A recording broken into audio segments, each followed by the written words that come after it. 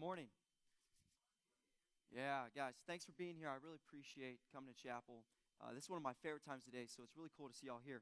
I'm going to give a few stories and kind of go into some things that I've experienced, and I'm going to tie it all together with some theology and then come back to what today is about. So, first story. When I got here my freshman year, my expectation was that there was going to be a lot of service opportunities I was going to have the ability to participate in. You see, my summer leading up to my college career was pretty crazy. I had some fallouts at home, and then I came back and had kind of a missionary journey and realized that my passions lied in missions. And so I thought that coming to a Christian school, I would have that opportunity to participate in missionary activities. But to the case that I found was that there wasn't. And when I expressed this concern to Zachariah McNeil, the then SGA president, he told me about his vision for the gathering. You may have heard of it. It's happened last year. I put it together and everything. But how it all started was Zachariah had this vision of OC being the center for campus ministry across the state. This was a huge, huge thing for me to think about as far as college ministries coming together. And he really was passionate about it and really wanted to happen. But I'm afraid that year it did not happen. And I not only felt let down that it didn't happen, but I did not know where I was supposed to go next. But being the person I am and seeking after a goal and seeking after something bigger than myself, I found that I would try to take on the mantle that Zachariah had planted in myself for this vision and this dream. And so as I began to figure out what to do and how to carry out such a large goal and vision, there were a few things that were shown to me. There was one afternoon I was visiting a mentor of mine, Tim Ulrich. You may know his name. He's at the Refuge. Him and his family have been living there and serving downtown Oklahoma City for about 10 years. And he told me that when you're getting started with something as far as big as this, is one thing to remember, that the vision is big, the kingdom is big, but the idea starts small, and the actions are small. Knowing this, I decided that instead of thinking about a huge global kind of idea of bringing campus ministries together, that all I need to do was start with just our campus and get our campus involved. And so after that, I knew that that was what direction I need to go. But there still remained one thing that needed to be clear, and this ties back to the beginning of having a service mindset. And so I wanted to make sure that we were participating in our community in a way that is different than we've ever experienced from our institutionalized church that's been given to us. And so with that in mind, I want to do a service project bigger than something that we've done before.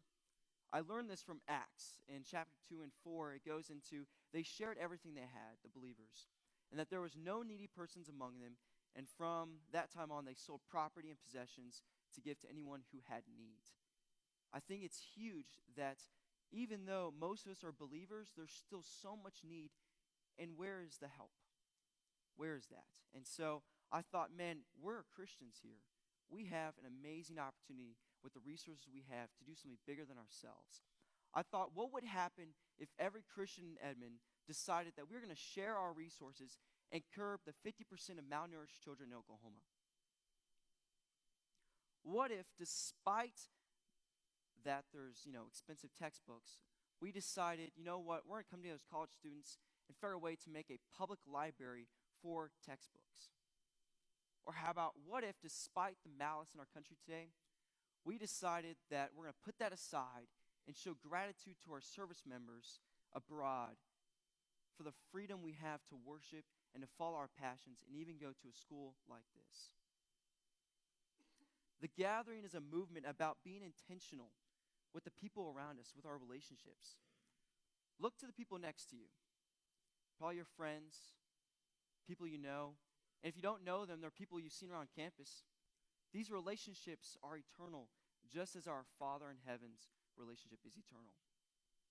And so with those things in mind, last year's gathering was a huge success. And if you were there, you know it was. And it was a lot of fun, and I really enjoyed it. We had a Friday evening where Darian Dalton, the preaching major here, he shared about Peter's role in the first church. And then on Saturday, I can clearly remember that day. It was one of my favorite days. I remember waking up, and I was downright exhausted. The night before, it rained, and so stuff got wet, like the tech equipment. I was worried, and so I didn't know what was going to happen or if anybody would show up because it was cloudy and it was cold. And so I decided, you know what, I'm just going to do what makes me feel good, which is go to Starbucks and get a grande cascara latte and some scones and just enjoy the morning and not worry about anybody coming. And so as I got to the parking lot of the Bible building, I was like, man, I wonder who's going to show up. And what do you know? Cars start pulling in. And I decided, you know what, I'm going to put some 80s music on because what else is there to dance to but 80s music? And so I'm out dancing in the parking lot, having a party, and people are just pouring in. And I'm thinking to myself, this is insane. People are actually showing up. People share this idea that we can do something bigger than ourselves, and that struck right to my heart. And so as we went on to the refuge and we made garden boxes and helped kickstart a homeless shelter garden, I was working, I looked up and realized that same thing I realized early in the morning, that there are other people here thinking the same thing, and that I wasn't alone in those thoughts, and that the people around me truly did care about me and I cared about them. And that was awesome. And that was my greatest moment in my entire life, and there's no moment that I've had yet to top that. What I can tell you is that going forward from that moment, life does get tough still. And being in intentional relationships is still hard. A couple months ago, I was with some friends. We went up to east of Tulsa, climbed some mountains, which they're more like hills, but it's the same thing if you're here where it's flat. And at some point, we decided we probably need to eat food because it tends to happen when you get hungry. So we were trying to think about where to go, and one of my friends wanted to get barbecue, and who doesn't like barbecue? But apparently everybody else decided we want like Mickey D's or something simple and cheap. And through the confusion of where to eat, everybody just kind of left us, and we were kind of stuck, and it was like, what the heck, guys? We're here. You going to really leave us? And so it hurt, and we ended up just walking to a deli and picking up a sandwich and just being me and him, but it ended up being an awkward day. It was not a fun day. We saw each other again, and it was like that awkward tension, and it hasn't really changed since then. And I think that story goes to show that personal relationships are hard. It's hard to be intentional. It's hard to stick to people. It's hard to be involved and to be committed to people. But that's okay. It's okay that it's hard, and that doesn't mean we don't need to try. I like to think about the show Friends. Everybody seen Friends? It's a great TV show.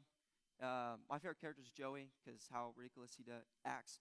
But one thing that I noticed watching the show, and yes, I just now finished it, but no matter what thing happens, no matter what argument they go through, no matter what problem arises, through the entire show they stick together. They make the relationship more important than the problems that they faced. I think it's something we can think about. I think it's a good vision in our pop culture that we don't always get about an ideal group relationship setting, and even in one-on-one relationships. And what's cool is that even though that's a pop culture thing, and life's not always as dramatic as that, the Bible gives us those things already. Those ideas about relationships are already in the Bible, the word that's been given to us through Jesus Christ. Those things are there. In Acts 4, there's a verse that starts out, it says, all the believers were one in heart and mind. I started to think about that verse. What does that mean? What does it look like to be one heart, one mind? If you remember during Springsteen Week, there was the Unify movement that happens with Tori Saffel and Rachel Parrott. And it was awesome, their vision for it, and what they talked about and what I got to be part of was this idea that even though we disagree and even though we have differences, we can always come together for the kingdom of heaven and in one body of Christ. And so when we explore the idea of one heart, one mind, I think it represents putting aside our differences and making the relationships we have with each other more important than whatever's going on in the world, but seeking after Christ first. And so as we go about this next, whatever it is, weeks or life, I think it's important to remember those issues, important those topics. And all this is coming to conclude that the gathering is happening next Friday, April 13th at 6 p.m.